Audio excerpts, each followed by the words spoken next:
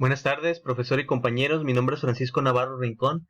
Soy alumno de la Universidad a Distancia de México, de la licenciatura en Nutrición Aplicada. Esta materia es Fisiopatología Aplicada 3. Estamos en la unidad 2, la evidencia de aprendizaje, con el momento número 3. El tema es lesión térmica y nutrición. ¿Cómo se define una quemadura? Se les define como quemaduras a las lesiones producidas por alteraciones de origen térmico, ya sea por calor o frío. Menciona los 4 tipos de quemaduras y da un ejemplo del agente que las produce. Térmicas. Puede ser por calor, líquidos calientes o fuego. Puede ser por frío como congelación. Eléctricas, por electricidad industrial. Químicas, por productos químicos como algún ácido. Radiactivas, por radiación como el sol o radiación ultravioleta. ¿Cuál es el criterio de gravedad de un paciente quemado según el porcentaje de superficie corporal quemada?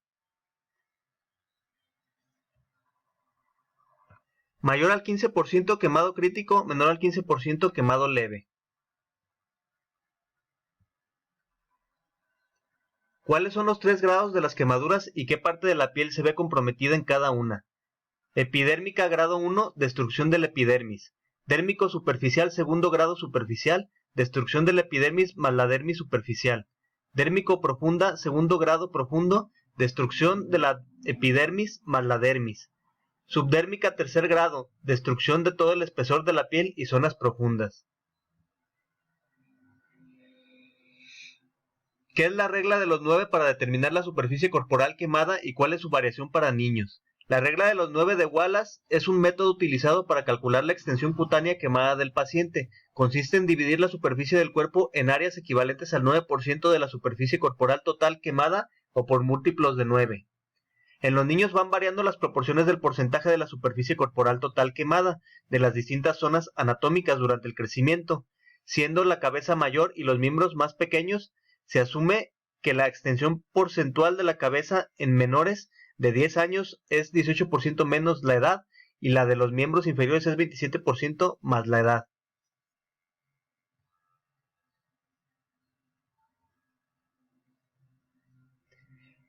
¿Cuáles son las consecuencias de la intensa respuesta hipermetabólica e hipercatabólica en la agresión térmica? Aumento de la tasa metabólica basal hasta de un 40% por encima de los valores normales con alteración de la función mitocondrial, incremento del gasto cardíaco, del consumo del corazón de oxígeno, por lo consiguiente degradación de la proteína muscular, así como resistencia a la insulina, daño tisular específico del ADN, en particular del ADN mitocondrial, en el tejido pulmonar y en el músculo estriado cardíaco. La lipólisis puede mantenerse aumentada entre 5 días y 2 meses posteriores a la agresión térmica, con alteraciones en el perfil de ácidos grasos que favorecen la inflamación y la inmunosupresión posterior a la quemada. El hipercatabolismo severo genera sarcopenia asociada a disfunción orgánica, debilidad muscular y mayor mortalidad, con pérdidas del 20 al 25% de la masa corporal como consecuencia, requerimientos nutricionales elevados. ¿Cuál es el déficit energético y proteico estimado en el paciente quemado? En el paciente quemado crítico que requirió ventilación mecánica se ha estimado un déficit energético de 943 más o menos 654 kilocalorías por día y un déficit proteico de 49 más o menos 41 gramos de proteína por día. ¿En qué porcentaje se eleva el gasto basal en el paciente quemado? Hasta en un 40% por encima de los valores normales. ¿Cómo se hace el consumo de oxígeno del paciente quemado crítico respecto a una persona sana? En individuos sanos, aproximadamente 2/3 del consumo de oxígeno está acoplado a la fosforilación oxidativa y el tercio restante es atribuible a la termogénesis. En el paciente quemado crítico, esta relación se invierte presentando 1/3 de la respiración mitocondrial acoplada con la fosforilación oxidativa y los 2/3 restantes de la respiración total son disparados como calor. ¿Cuál es la fisiopatología de la hiperglucemia, la hiperlactemia y de la resistencia a la insulina asociada a la lesión térmica? En la fase precoz posterior a la quemadura, el aumento de la tasa de producción y oxidación de la glucosa, así como una extracción tisular inadecuada de la misma, generan hiperglucemia e hiperlactemia. La lesión térmica induce estrés sobre el retículo endoplásmico en piel, tejido adiposo y muscular, fenómeno asociado con resistencia a la insulina. ¿Cuál es el efecto fisiopatológico de la lesión térmica sobre las proteínas? Un metro cuadrado de piel quemada genera una pérdida diaria de nitrógeno de 20 a 25 gramos, lo cual determina una pérdida del 20 al 25% de masa magra corporal o una pérdida de peso del 10% la primera semana. Esta depresión proteica aguda se asocia a disfunción inmune, alteraciones en la cicatrización, úlceras por presión y mayor incidencia de infecciones. ¿Cuál es la pérdida del nitrógeno estimada en la lesión térmica? En un metro cuadrado de piel, una pérdida del 20 al 25 a 25 gramos de nitrógeno diaria. Menciona 5 alteraciones fisiopatológicas en el metabolismo de los lípidos. Incremento de la lipólisis y aumento del flujo de ácidos grasos hacia el plasma. Aumento de los niveles de glicerol con mayor lipoperoxidación. Aumento de lipoproteína LDL, triglicéridos y descenso de los niveles de cuerpos cetónicos. Aumento de los ácidos grasos saturados y monoinsaturados de acción proinflamatoria, con ácidos grasos poliinsaturados descendidos. El incremento de la lipólisis contribuye al incremento de la morbilidad por infiltración de grasa en el hígado asociado a resistencia a la insulina.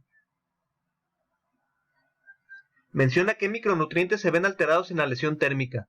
En particular los micronutrientes antioxidantes como cobre, selenio, zinc, boro, bromo, hierro, yodo. Las mayores pérdidas se producen durante el día 1. También una deficiencia de vitamina A, C, D, E y D. Cabe resaltar que el hierro no es antioxidante, al contrario.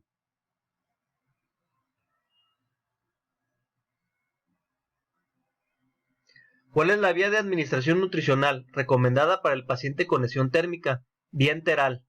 ¿Qué tan rápido se debe comenzar la nutrición enteral? De inicio tan precoz como sea posible. Algunos estudios recomiendan el inicio en las primeras 6 a 12 horas. Menciona 5 beneficios de iniciar la terapia nutricional aplicada precozmente.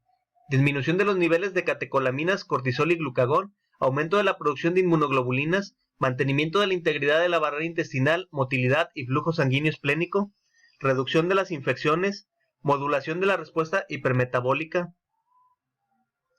¿Cuáles pueden ser las contraindicaciones de la nutrición enteral y qué se hace en tales casos? Las contraindicaciones pueden ser disfunción gastrointestinal y fallo intestinal secundario al desarrollo de hipertensión abdominal. En tales casos se debe recurrir a la nutrición parenteral. ¿Cuál es la ecuación adecuada para el cálculo energético del paciente adulto con lesión térmica y cuál para niños?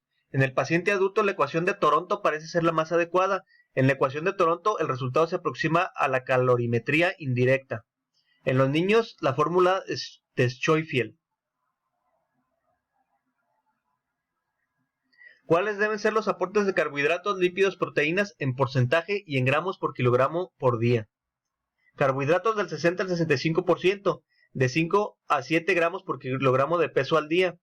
Lípidos menor al 30%, de 1.0 a 1.5 gramos por kilogramo de peso al día. Proteínas del 20 al 25%, de 1.5 a 2.0 gramos por kilogramo de peso al día.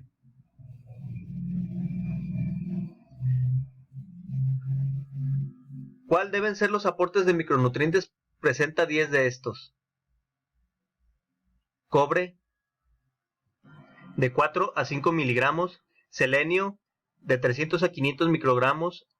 Zinc, de 25 a 40 miligramos. Cromo, 15 miligramos por día. Vitamina C, de 1 a 3 gramos por día. Vitamina D, menor a 70 años. Unidad internacional, mayor a 70 años, 800 unidades internacionales. Vitamina A, 10.000 unidades internacionales. Vitamina E, de 20 a 25 unidades internacionales. Calcio, de 800 a 1.200 miligramos. Y magnesio, de 1.5 miligramos.